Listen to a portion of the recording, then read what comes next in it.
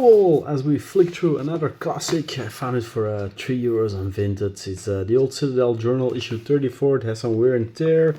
I used to have it. It was published by Fanatic Press back in the day. Citadel Journal was a part of Games Workshop, and it was for all their specialist games or experimental rules and everything. So we got an editor coming up, but first off we got the Imperial Armor back then, the Destroyer and the Earthshaker, bit of publicity, for which the rules are in this booklet. So it cost £4 back in the day. We have the content table, you can subscribe, and then we got well, starting off, remember it's all for older editions of the game. We got for Warhammer 40,000 Codex Tacticus some new scenarios like a Bridge Assault. It's all pretty black and white basic compared to how the rulebooks are presented now, but yeah, that's part of the charm also. And remember, you can just take these as inspiration and use it in your current games.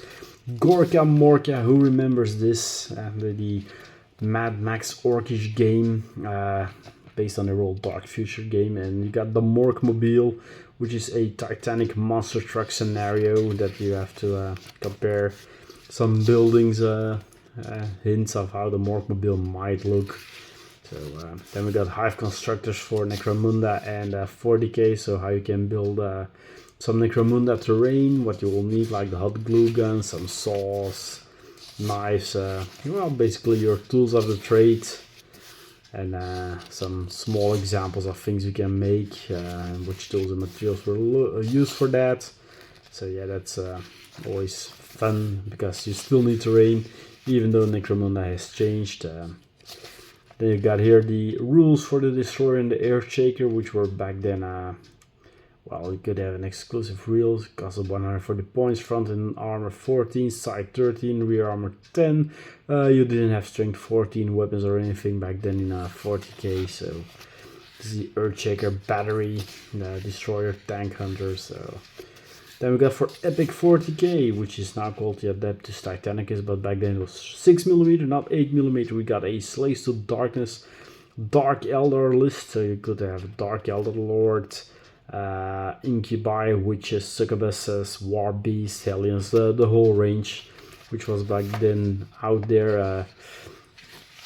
Required a lot of converting. They have some models that came out later on as a Forge-World models, but mostly it was up to you to convert your own models based on the old Eldar range and everything.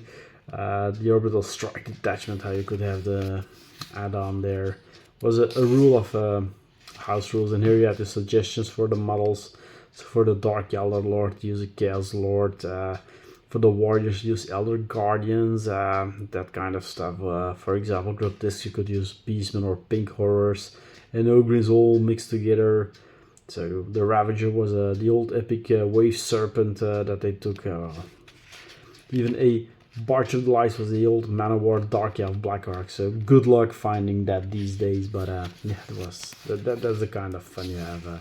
More Necromunda was with the Brat gangs, which were basically gangs made up of Jews. So yeah, younglings who want to wreak a bit of havoc.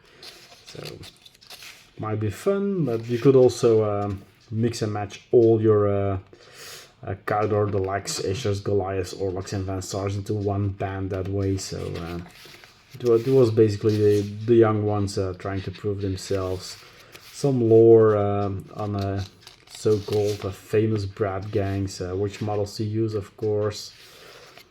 And then we had a Warhammer themed Wood Elven Army article on less bark, more bite. The Kindred of Equus, which were mostly the riders. The Pine Crags, which were Warhawk riders mostly. The Wild Hunt, now actually an army of renown, or an army of infamy. But yeah, they even had a forest host with a bolt thrower. So for Swarms, the old Beastmen, they now came back, but back then they were pretty cool. Yeah, Breas the Bear-Hearted with his Bearpool Chariots conversion project. Yeah, things like that. It's just great to look at this. The rules for the Bolt Thrower and Wood Elf War Machines, why not? I remember this is before the very first Wood Elf Army book ever came out, or around that period. It just had a new range, but before that it was very to cry on.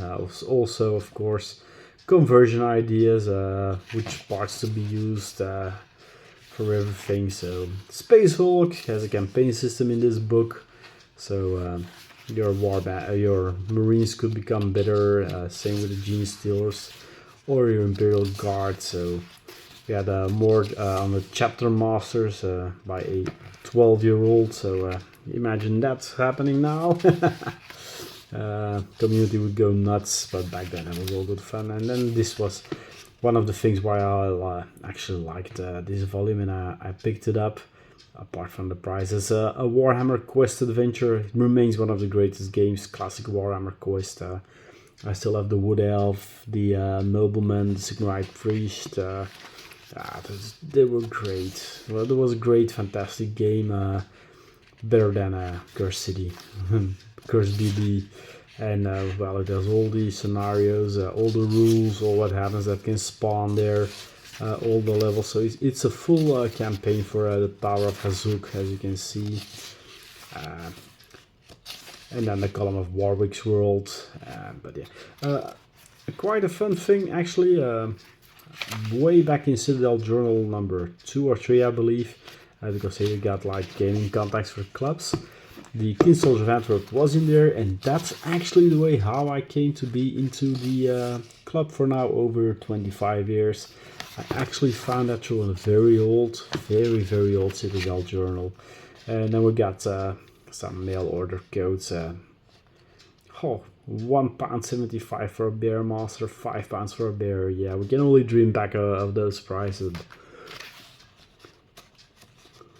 You could see what you could order and everything. So the next shop, back then with the minimals, you could order separate pieces and everything. So yeah, it's always fun to see. And then there was of course a conversion for the Return of the Waffler with Arcadia and everything.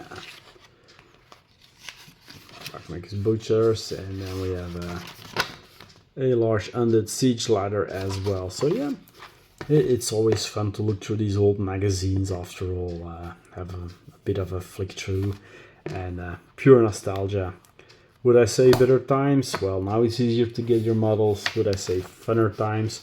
Definitely, because well, one of the things, and I know I'm sometimes guilty of it myself, was back then gaming was more the wacky things and less the equal side competitive battling that you find nowadays in most clubs and game systems, because nobody wants to be the underdog who has least chance of winning. It's a bit of current day mentality, and well, in a way that's a pity. On the other hand, you always have your pickup game, so more chances to actually get a game played. So less planning, more playing, but better playing, I don't know. That's perhaps something for future discussion. But anyways, thanks for watching, and I'll see you again next time. Bye bye.